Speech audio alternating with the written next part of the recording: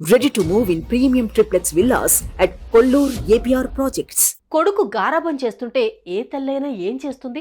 ఇలా చేయకూడదు నాన్న అంటూ చెబుతుంది. అయినా సరే అల్లరి చేశాడంటే 2 దెబ్బలేసి హెచ్చరించి కొడుకుని ఓ దారికి తీసుకొచ్చే ప్రయత్నం చేస్తుంది. కానీ ఓ తల్లి మాత్రం చెట్టంత ఎదిగిన కొడుకు మాట వినడం లేదని ఏకంగా చీరతో అతని గొంతు నులిమి దారుణంగా హత్య చేసింది. వినడానికి భయంకరంగా ఉన్నా ఇది నిజం. తాజాగా వెలుగు చూసిన ఈ ఘోరమైన చర్య ఇప్పుడు స్థానికంగా సంచలనంగా మారుతోంది. ఆ యువకుడు తల్లి హత్య చేసేంత నేరం ఏం చేశాడు? అసలేం జరిగింది తెలుసుకుందాం పదండి.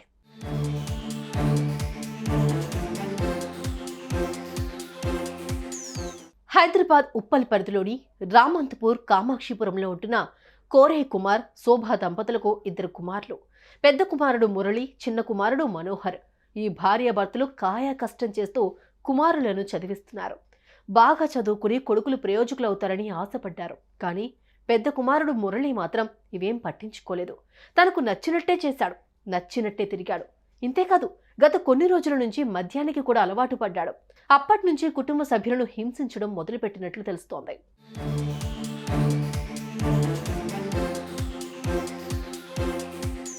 ఇదిలా ఉంటే శనివారం రోజు మురళి ఇంట్లోనే మద్యం సేవించాడు. ఇంతటితో సరిపెట్టాడా అంటే అదీ లేదు. పీకల దాకా తాగి కాలనీలో గొడవ చేశాడు. దీంతో అతని స్నేహితులు అప్రమత్తమై మురళిని ఇంట్లో వదిలి అక్కడి నుంచి వెళ్లిపోయారు. ఇక్కడే అసలు సమస్య మొదలైంది. మురళి ఇంట్లో తల్లిదండ్రులతో గొడవపడి టార్చర్ చేసినట్లుగా స్థానికులు చెబుతున్నారు. ఇలా చేయొద్దంటూ తల్లి శోభ మురళికి నచ్చజెప్పింది. అప్పటికైనా మురళి తల్లి మాట విన్నాడా అంటే అదీ లేదు. ఇక ఇంట్లో వాళ్లతో గొడవకు దిగుతూ టార్చర్ పెట్టాడు. మురళి అలా చేయడంతో తల్లి శోభ సహనం కోల్పోయి తట్టుకోలేకపోయింది. చిన్న కొడుకు మనోహర్తో కలిసి చీరతో గొంతు నిలిమి మురళిని అతి దారుణంగా హత్య చేసింది.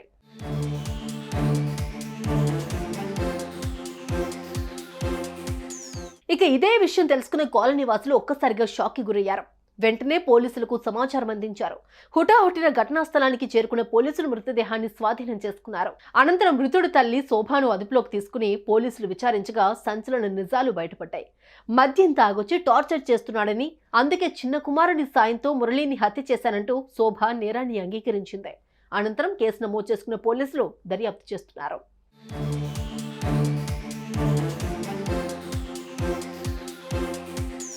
తల్లి మాట వినలేదు, బుద్ధిగా ఉండమంటే అస్సలు లెక్కే చేయలేదు. చివరికి హద్దులు దాటి ప్రవర్తించడంతో సహనం కోల్పోయిన తల్లి క్షణికావేశంలో మురళిని హత్య చేసింది. ఈ ఘటనతో కాలనీ వాసులంతా ఒక్కసారిగా షాక్కి గురయ్యారు. చూసారుగా, మద్యం తాగి విసిగించాడని కొడుకుని హత్య చేసిన తల్లి దారుణంపై మీ అభిప్రాయాలను కామెంట్ రూపంలో తెలియజేయండి.